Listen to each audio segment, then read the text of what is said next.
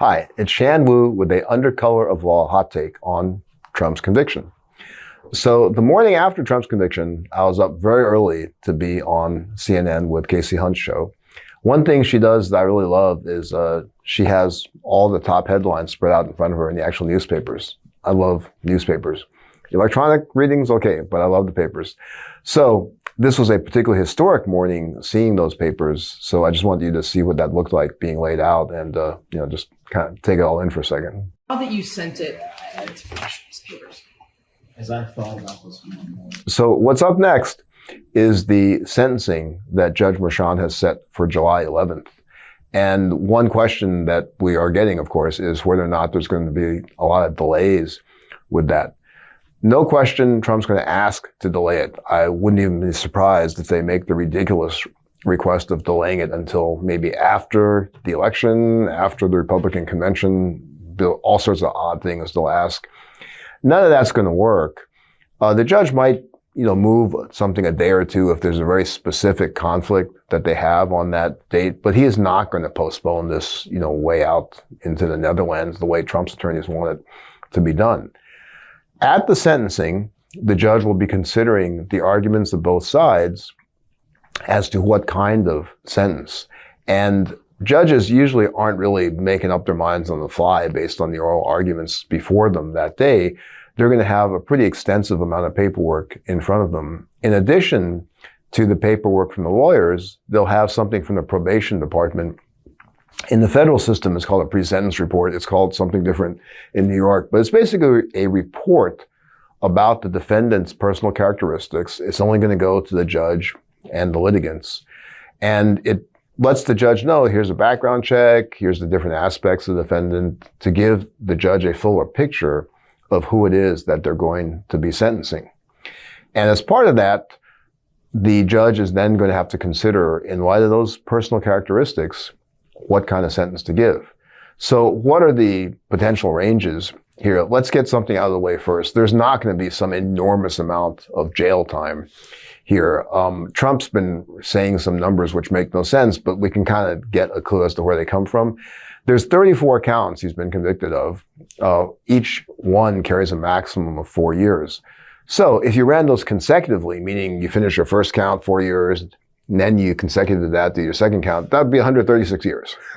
And that's when you hear Trump talk about he might go to jail for like 100 plus years. That's what he's talking about. That's complete nonsense. That's not going to happen. It's very rare that a defendant gets sentenced to consecutive terms. You'll see that in very heinous murder cases, consecutive life terms, but you're not going to see that in a white collar case. The judge will consider in their factors for sentencing, this judge is really going to rely, I think, on the fact that Trump has no previous criminal history. And that usually is going to mean that they won't get a very harsh sentence or they won't get any jail time at all. Another thing to get out of the way, I think you've heard me say this before, is I put no stock in this idea that there's no way to sentence him to any jail because of the Secret Service protection. That's just a complete red herring. The Secret Service can figure that out with the folks running the jail. Jails are very easy to secure. This is not going to be some problem for them. You'll also hear some nonsense on the part of conservative commentators saying, oh, but, the expense of having the Secret Service, stationed in the jail 24/7. I mean, they're already stationed 24/7 with them. What's the difference where they are? There'll be less work for them when it's in the jail. So put that aside. The judge may be swayed, though, for jail by the fact of these repeated gag order violations, which he kind of punted on during the trial. And so at the sentencing, that may factor into him feeling that, greater punishment is warranted. In addition to that, while Trump has no actual convictions in his record, he does now have pending, 3 other cases. So it's not as though he's a pristine defendant with no criminal history there. So those are the things the judge will take into account. I'm thinking there is a possibility for some jail time, but it won't be a lot. More likely, it's some sort of probation for him. So that's kind of what we should be looking ahead to. Then there's the question of the appeal. And obviously, Trump's people, Republican spokespeople have already been talking about the appeal, and that's normal. I mean, most criminal defendants are going to try to appeal the case. But let's take a look at, whether there's anything to the appeals, if they would have any legs for them. The way it's going to work is that the trial court in New York State is actually called the New York State Supreme Court, kind of confusing. But from there, they will appeal to a middle court. I think it's the first or the second department court. That's the middle court of appeals. From there, they would go to the New York State Court of Appeals, which in New York is the highest court. In addition to that, there can be attacks made in federal court called collateral attacks under various federal statutes, basically alleging something was wrong with due process. They can bring them under habeas corpus issues. And from there, such an appeal could make its way to the Supreme Court. The Supreme Court could also take the appeal after the New York State highest court has considered the case. So that's going to take a little bit of time.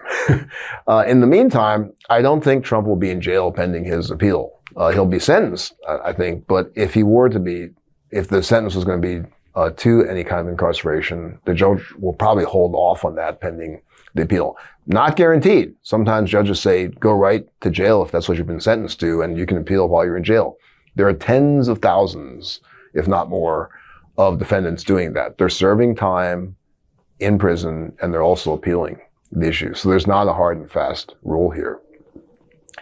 One issue about the appeal that definitely does not have any legal legs to it is going to be this notion that he just couldn't have gotten a fair trial in front of Judge Merchan. There's just no basis for that. Merchan was very careful, very even-handed, and they just haven't made any real good record for an argument that Merchan somehow was biased or did something wrong. You can argue that based on this tiny contribution he made to a Democratic candidate, or I forget who it was, but you're going to have to look at where in the record can you find evidence of Merchan being biased. And if anything, he's kind of leaning over backwards not to do that.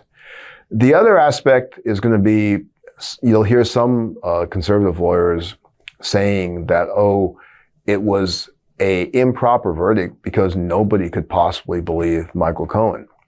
That's just wrong legally. I mean, if the jury believed Michael Cohen, they believed Michael Cohen. The chance to get rid of that would have been at trial, which they tried to do. They tried to make 2 motions to Judge Merchan saying, don't even let this go to the jury. And the second one they did was they tried to do it after the evidence was closed, saying that Cohen's so inherently unbelievable it can't go to the jury. That kind of motion is never granted. I actually had one case where we won that, different story, but the main complainant was terrible, terrible liar, and we proved it right in court. Not that kind of circumstance here. And once the jury has made that determination, very difficult to go back and to unpack that and have an appellate court on a cold record say, we disagree with these people who heard the live evidence, watched the cross-examination, listened to the witnesses, and made their decision. So trying to appeal on that basis is not likely to go anyplace. The other issue on appeal will be Stormy Daniels' testimony, with Trump's lawyers trying to claim that the details that she gave about their sexual encounter were extremely prejudicial towards Trump and would have somehow made the jury dislike him, so they convicted him. And those facts shouldn't have come in because they weren't really relevant to the criminal charges in the case. Okay, that's not going to work either. Why? Well, whose fault was it that those got let in? It was Trump's lawyers. They're the ones that spent all the time trying to shame her, try to put her down for the type of work, the acting, the directing that she does. So they're the ones that highlighted all of the allegedly embarrassing details. That's going to be a strategic choice to the appellate court. It's not going to be a basis for reversal. But what about ineffective assistance of counsel? Some people say maybe Trump's lawyers did such a bad job that they'll be able to, different lawyers will be able to win on appeal saying these people did a really bad job. So let me explain a distinction there, because I did write in the Daily Beast recently that if Trump wants to blame somebody, besides everyone under the sun except himself, he should blame his lawyers, because I felt that they did a very poor job. I mean, maybe they were handicapped by trying to listen to Trump, but they did a really bad job. There's a difference between doing a bad job versus being ineffective under the law. Being ineffective indicates that you really have to have done something that's outside the norm of what competent defense work is. And it's kind of like inexplicable. You were very lazy. You did not interview a bunch of potential alibi witnesses. You never looked at the DNA evidence, that sort of thing. When the lawyer's choices that turned out to be bad are strategic ones, they made a strategic choice to cross-examine Stormy Daniels for as long as they did and the way they did. They made a strategic choice, Todd Blanche yelling at Michael Cohen, "You're a liar." Those aren't going to fall outside the norms of what competent defense counsel do. And that is really why you're not going to have an ineffective assistance of counsel issue be very successful on appeal. Now, when we look at the only real appellate issue, it's going to be along the lines of the definitions, the jury instructions that went to the jury. Nothing wrong with those instructions, but there'll be something to at least argue about because the application of the misdemeanor falsification of business records to further the election interference charge was a little bit different just based on the circumstances. There's never previously been that application to somebody who had been a presidential candidate and was the former president. So looking back on that, there'll be something to look at there, whether or not the definition was clear enough, whether there could be a legal error. So that's a legitimate area to at least make the arguments about. That's the take on the appeal. Now, eventually, this could go to the Supreme Court. And I think it's sort of disturbing that we've already heard the Speaker of the House, Mike Johnson, talking. Take a listen to what he has to say for himself. We'll play the clip. Well, there's a lot of developments yet to come, but I do believe the Supreme Court should step in. Obviously, this is totally unprecedented, and it's dangerous to our system. I mean, we've all discussed this before, and you all talk about it all the time. This is diminishing the American people's faith in our system of justice itself. And to maintain a republic, you have to have that. People have to believe that justice is fair, that there's equal justice under law.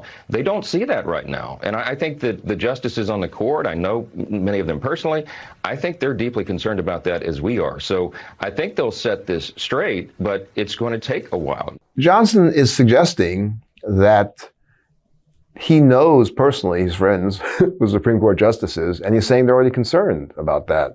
I mean, that's something should be investigated. Are they already talking about the case? Have they expressed opinions? If they have, they should be disqualified from it.